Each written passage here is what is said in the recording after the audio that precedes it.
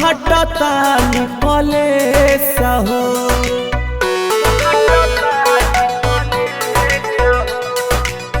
भइल शादी होता बराबादी कहटता निकले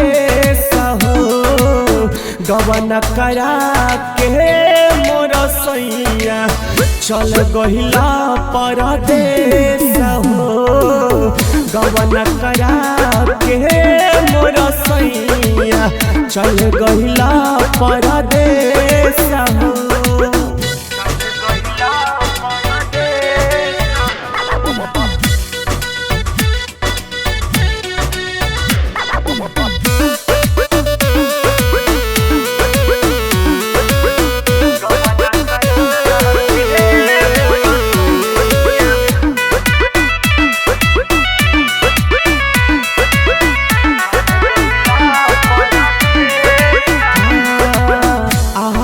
नींद सैया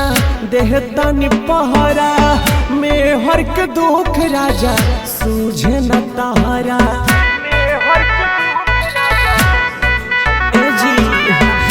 आवे न नींद सैया देहता पहरा में हर के दुख राजा सूझे न तहरा बानी परेशानी मिले नहीं पानी छोड़ी दाया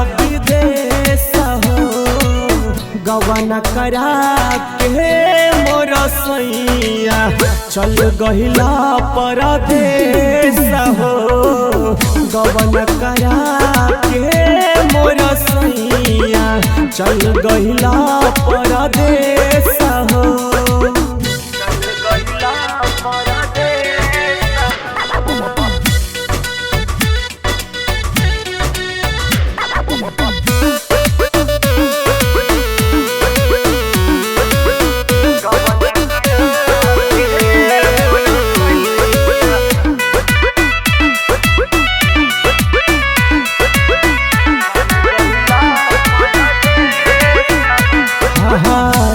भीले छूटल लइखे मेहदी कलार हो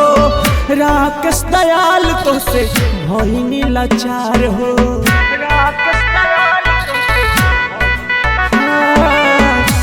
भीले छूटल लइखे मेहदी कलार हो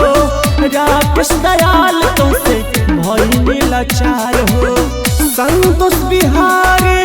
कुंदन दिवाकर बहदल देला गवन करा के मोर सैया चल गहिला परदेस।